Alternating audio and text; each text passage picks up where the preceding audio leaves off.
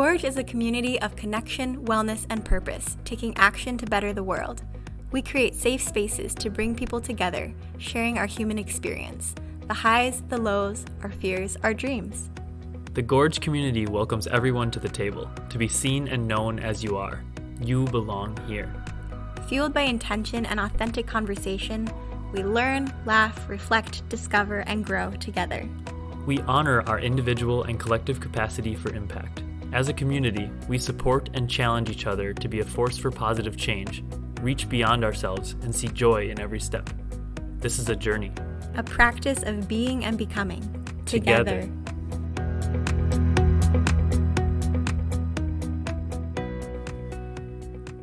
In this episode of the Gorge Community Podcast, we share stories of our travels and the lessons that we learned from them. I talk about my first travel contract in a small Midwest town, while Angela shares about soul searching in Southeast Asia. Travel can be exciting, but can also be uncomfortable and make you question your lifestyle. We dive into the perspectives that we gained and laugh while recounting some life-changing experiences. For us, it all comes back to people, connection, and how we choose to spend our time. Here we are again. Episode number 2. And before we get started, I wanted to just share with you and be real with you guys about, again, why we're doing this and some of the feedback that we got, because we want to be better this time. We hope that every podcast that we bring to you going forward is a little bit better, whether that's our editing quality. We actually are trying a new studio setup. Yes, it's very weird.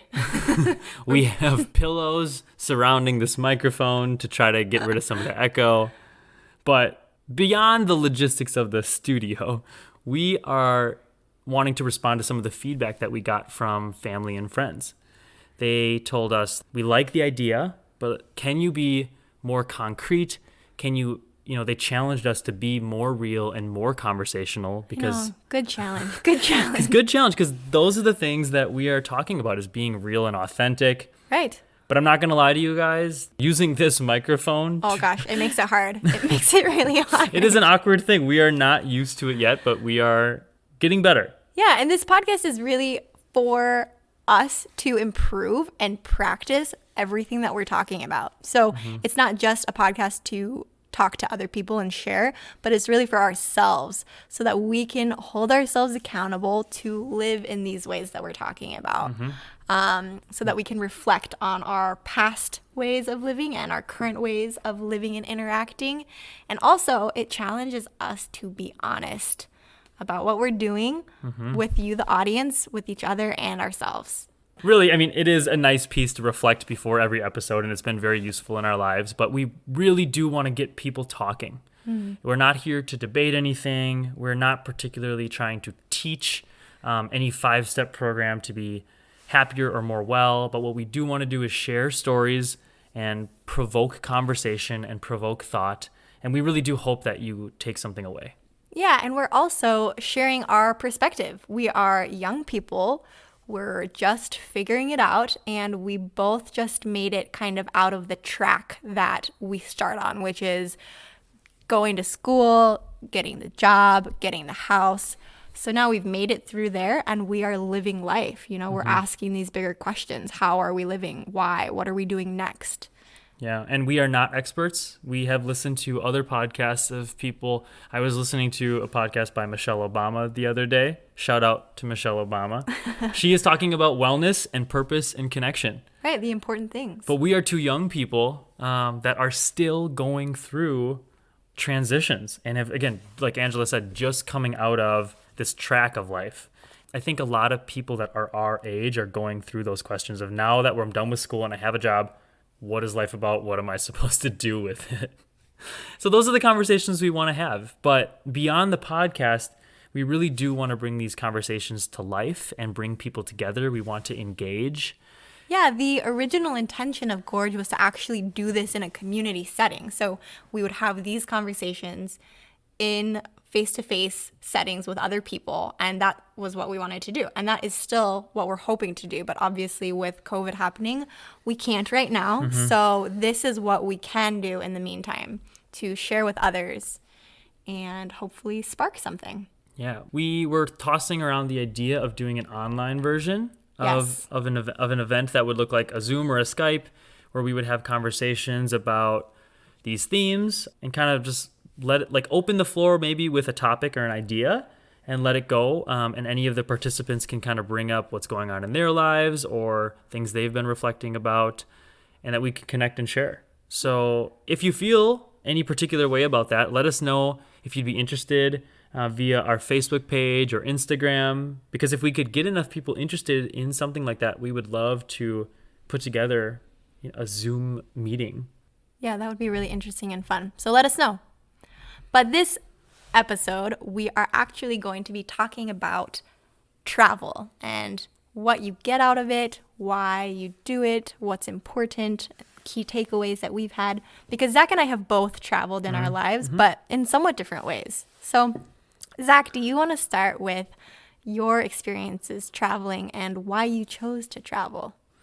Sure. I will introduce going to Park Falls. So, I'm 24. I just graduated with my doctorate of physical therapy, and I've decided to be a travel physical therapist. I have a degree, and I have some loans, and I need to do something about that. So I can either take a job, at a permanent facility, or there are other options like travel nursing or travel physical therapy that allow you to take contracts that are 3 months at a time usually, and you can travel around and work at different facilities. And that is what I elected to do. And I wanted to explore. I wanted to find some experience with my career, and I wanted to make some money to pay my loans off. That was my initial kind of purpose and intention with traveling as a physical therapist. Mm-hmm. But I got a lot more out of it than that. So do tell. I'll tell you the story of my first travel assignment. I'm originally from Wisconsin, and I took my first travel contract in Park Falls, Wisconsin, which is basically the middle of nowhere. I love this town. I fell in love with this town, but I'll be honest with you, it is a tiny town in the middle of nowhere. It is just about 2,000 people. That's the population. It's 4 blocks of a downtown, a couple restaurants, a couple bars, one hospital. Mm-hmm. And I worked at the one hospital. And I got there, I got out of school, and I was bright-eyed, and I was ready to change the world. And then I landed in a place where I felt very alone. I had been in college living with some of my best friends for 6 years in a row, basically, that I had formed these connections and bonds with my roommates in college. And then I had been in classes with the same 60 people in graduate school for 2 years in a row. And so I had those people and that familiarity around me the whole time. And I ended up moving into a granny suite in a tiny house 4 blocks from the hospital, all alone. It was actually a fairly big place to be all alone. It was 2 bedrooms. I had my own living room. I had a kitchen. And I had a lot of time. What did you do with all of your time? Well, at first, I just took time to get used to my new job, and I took some time to do a little bit of nothing. I realized that when I was living with friends and when I was in school, it was actually easy to fill my time and be busy. There were times when I was sick or wanted to rest or do other things, and I would be invited to dinner or a party or a get together, and I would go do those things. And I didn't have as much time to myself to actually reflect. And I realized when I got to Park Falls, I had more than enough time to do that. And sometimes having too much time, it doesn't always feel the best if you're not in the right mindset. I was used to such busy days and such full days that when I had enough time and I didn't have anyone else to say, hey, let's go get dinner or something, I was missing that. And I was uncomfortable at first with myself. And that was a weird feeling. Right. So that was, really my first month and a half at Park Falls was kind of tough. I was learning a new job, and I was figuring out what it was like to be alone and have all of this free time. With that time, I actually did a lot of internal work in terms of what did I want to do.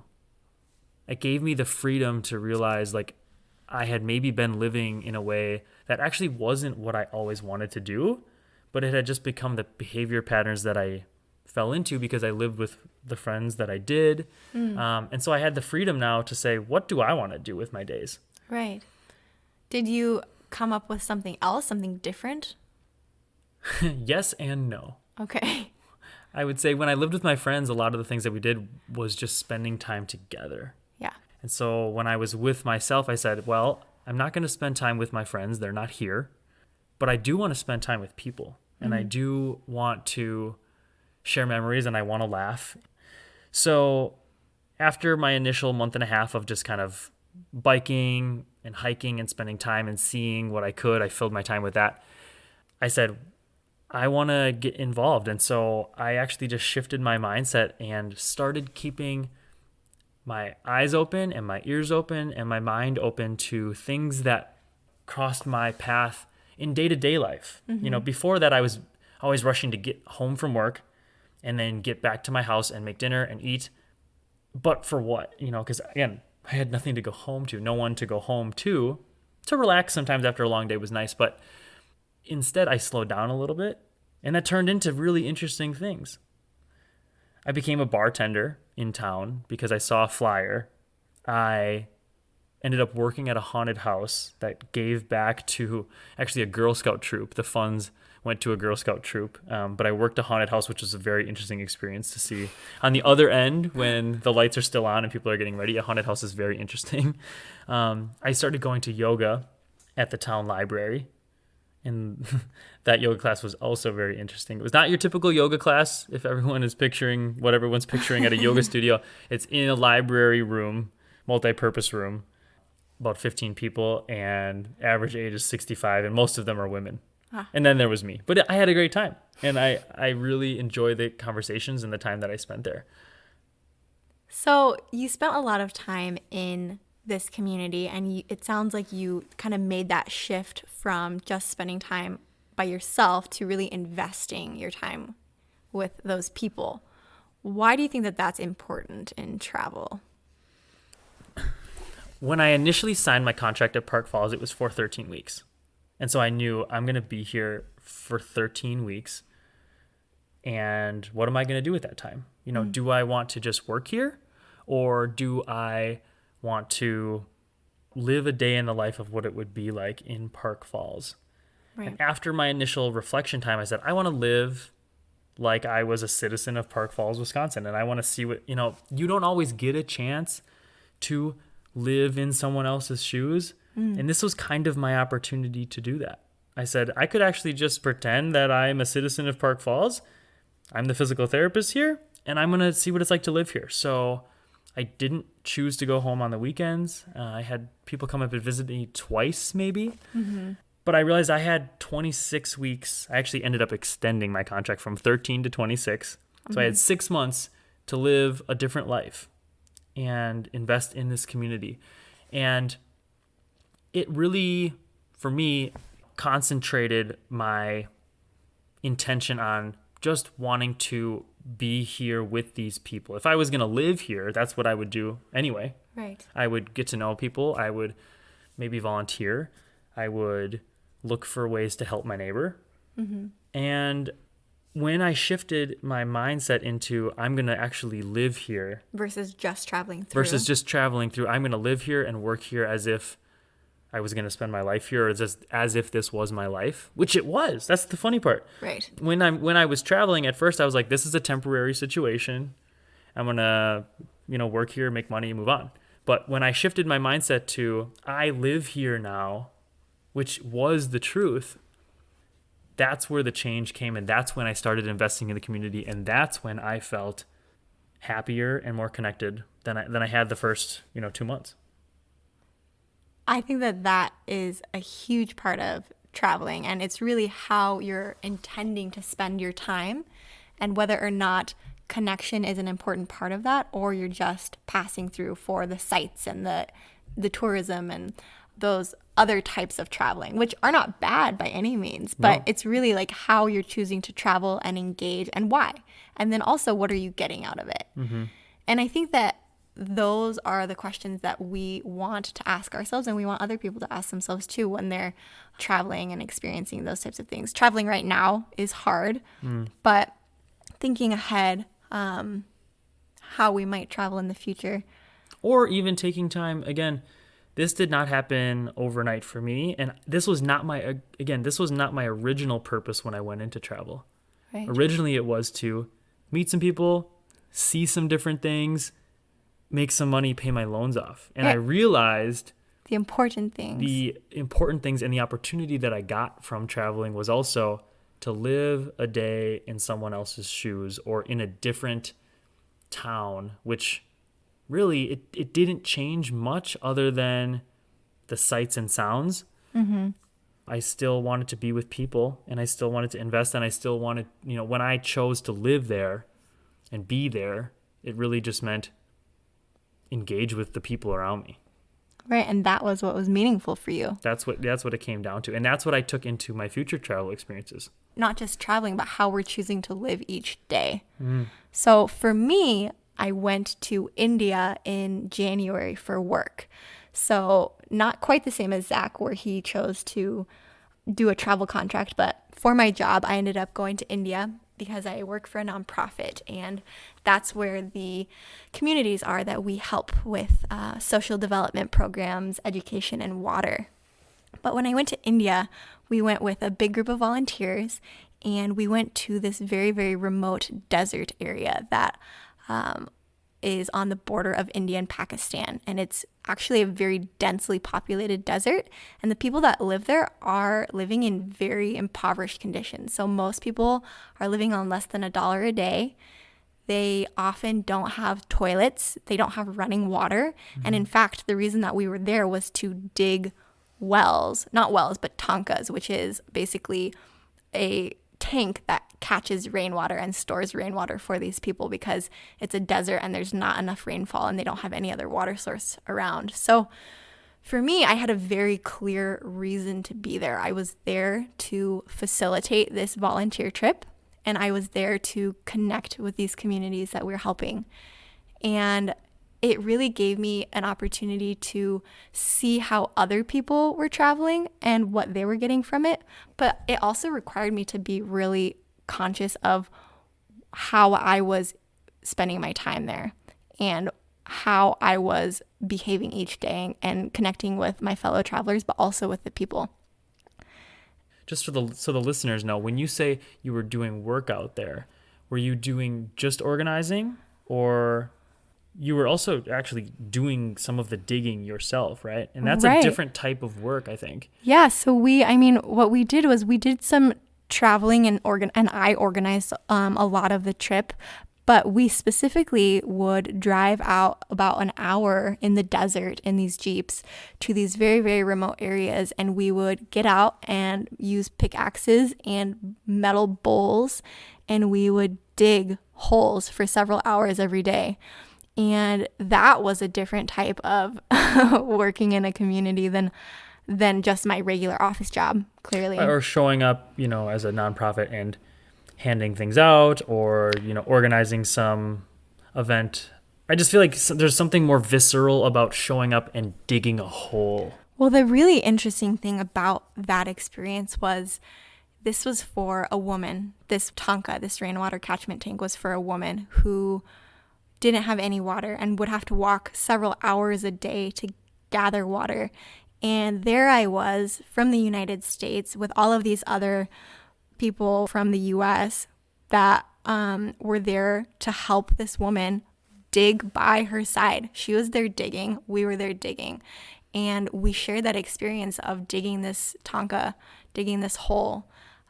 It was a really amazing experience. And what was also wonderful about it was that even though she didn't really have much to her name, this woman was incredibly gracious and incredibly generous and welcomed us into her home, which was a mud hut that didn't have any doors really.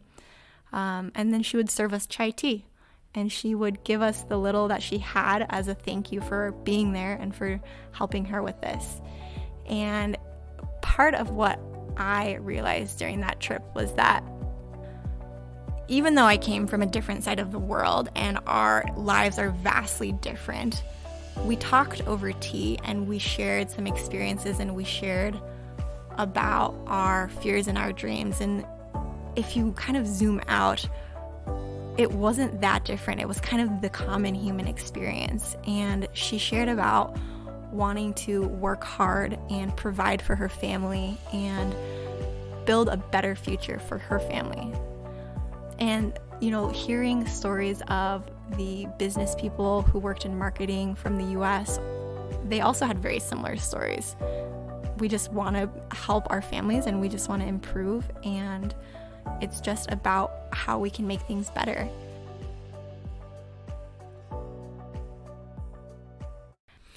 Do not remember where I heard this from, but the more that you get to know someone, you can't help but love them. Right. The closer you are, the harder it is to be separated by your differences, because you realize that you do have a lot in common. Mm-hmm. Especially, I think, when you do share hard work, like digging a hole, or I was working in the back of being a bartender. Sharing those experiences of being human and being in pain, or doing a hard day's work, and those type of things. Those are real. Those are real experiences, and that's how you really connect. And you laugh. Yeah. Sometimes you laugh about it, and sometimes you groan about it together, right. Though. Yeah.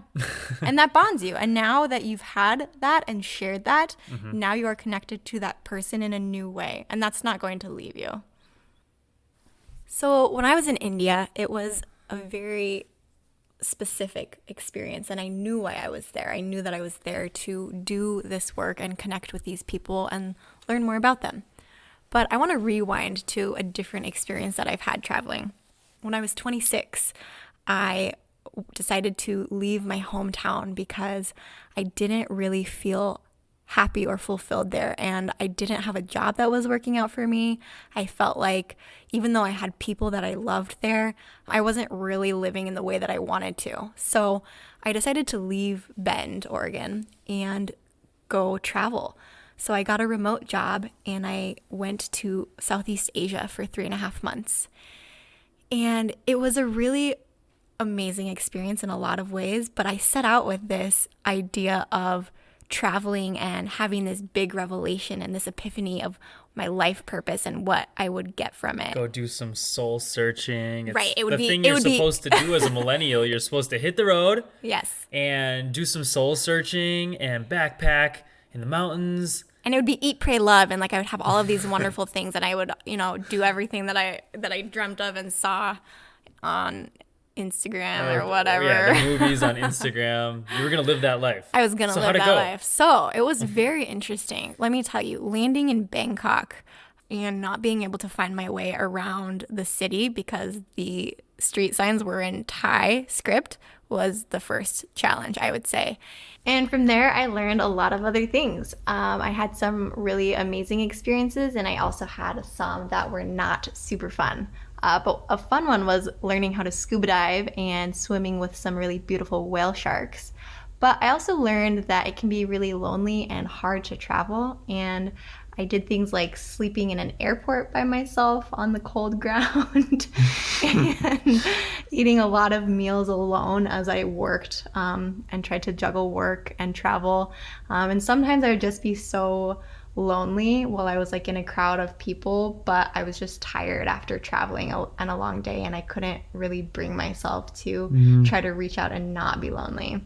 I think that's a feeling people have had, a lot of people have had, of feeling alone in a crowded room or, in a crowded space. Yeah, it's isolating and it's strange, and sometimes you don't know what to do to get yourself out of it. But it was eye-opening. And I realized that I was experiencing all of these new things. Sometimes I was with people, with fellow travelers, and sometimes I was alone. But I wasn't really traveling in the way that I intended, the way that I set out to. Right. You said that originally when you left Bend, Oregon, that you wanted to travel and have this big revelation, do some soul searching, right? We just said that. So do you feel that you accomplished that, or what did you get from your travel experience? It was, you had your ups, you had your downs. Yeah. I wouldn't say that it came as one big revelation. I think that it was really kind of gradual and over time. But and I did a lot of reflecting after the trip too, and reflecting for this podcast also has revealed some more things. But I realized that I was seeing all of these beautiful sights and having arguably some of the most amazing experiences I had had, but I was still looking for something deeper. I was still yearning for some real connection with people that I wasn't getting. I realized that I could keep going to all of these temples and beaches and eat delicious food and have a really good time, which was great. But if I didn't make that intentional connection and growth a part of what I was doing, it could really just kind of float by me. There was this one experience. I was on a boat and we were riding down the Mekong River from Thailand to Laos, and it was fun, and the whole boat was kind of in this party mode for 2 days. And sometimes parties are good while you travel and you just want a little bit of that, Right. There's nothing wrong with that. That's great. But the time that I had the best time and what I valued the most was when I got to just hang out with people and hear their perspectives. I heard from a local driver. We actually ended up hanging out and talking for a long time about some of the local traditions, and they would go to temples and leave offerings for the gods so that they would be protected and have good lives. And then there were other travelers that I got to talk to, an English guy, and I connected early on, and he was there by himself, and he was also missing that connection and just looking for something more meaningful, something deeper. Yeah, I think that, again, when people are traveling, they can sometimes live out these extremes, but you realize, especially if you're traveling for some extended period of time, more than just a week at a time. You were there for how long again? I was traveling in Asia for over 3 months. Right, 3 months. So you were living a chunk of your life in Asia, and you can't necessarily just party your way through that. And if you do, I think you may miss an opportunity or a chance. Variety, partying is good while traveling and hiking and getting out and doing those things. But to say that you would do well for 3 months without connecting with people, right, I think would be challenging. I mean, during this pandemic right now, it's been over 3 months and people are struggling. Yeah, exactly. They're struggling not to connect with others. So to think that you can go out and travel and only fill your time with fun things and new experiences and not need that connection with people, I think that is something that I learned during traveling, because my contracts were 13 weeks and you were there for 3 months, Right. Well, I think though that specifically it was making the decision to concentrate and focus on that connection, because I was with people and I was spending time with them, and it was great, and I did like connecting with people, but I was really focused on the travel itself more than the other parts of the experience, I think. And so when I made that shift, when I shifted to focusing on the people, and actually I slowed down, and I spent the last I think 3 or 4 weeks just in Bali, just in one area, and it was much more rejuvenating. So you were kind of living in Bali for a month, right, versus traveling through Bali and getting your travel checklist items done. Party here, right, see this temple, right, eat this food. Yeah, exactly. And that, it felt so much better, and that was really what I wanted from the experience. Yeah, and I think going back to my travel experiences with contracts, I spoke about Park Falls, but after Park Falls, I went to California, I went to Arizona, and I had experiences with similar themes. I had lived in Park Falls and been relatively isolated, and I found community there. But in California and Arizona, I was surrounded by people, but it still took the same choices to make those connections. I still had to choose to live there and invest my time and balance my time. I didn't want to just be traveling and doing that checklist, you talk about of, okay, I happen to live in California, right, let's go to the parks, go to the ocean, let's things. go to the national parks only.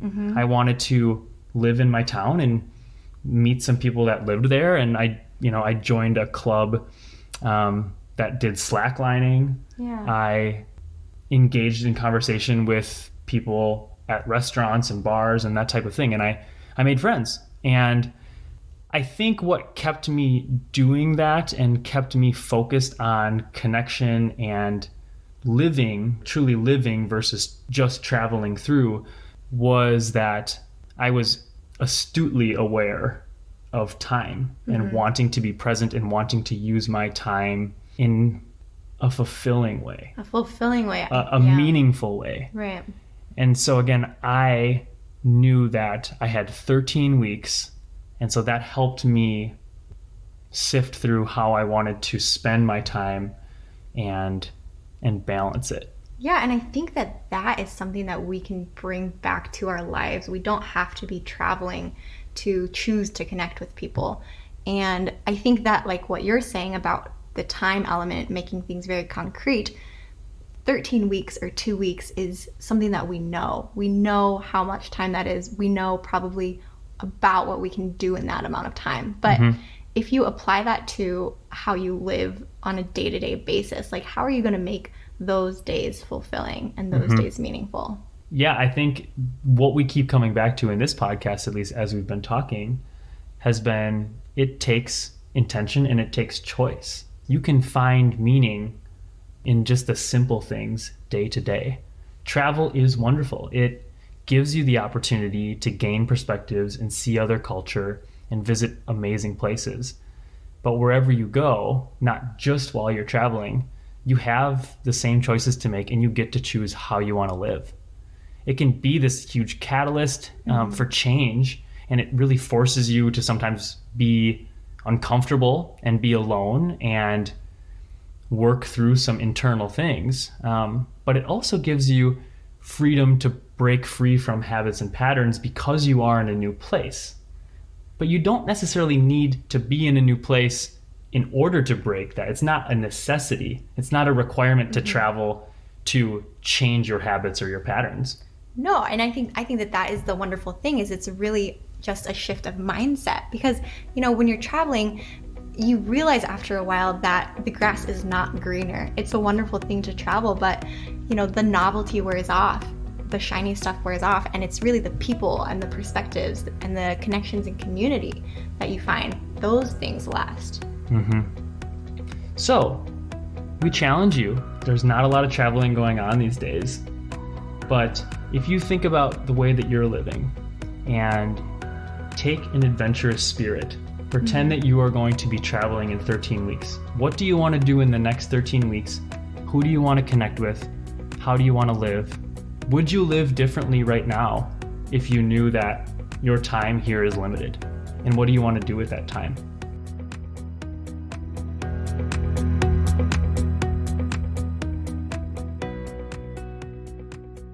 Thanks so much again for listening to the Gorge Community Podcast. We hope you're staying connected during these times. If you'd like to help us connect with even more people, please share or comment on our Facebook and Instagram at Gorge Community. We want to hear from you. Sending big love to you all.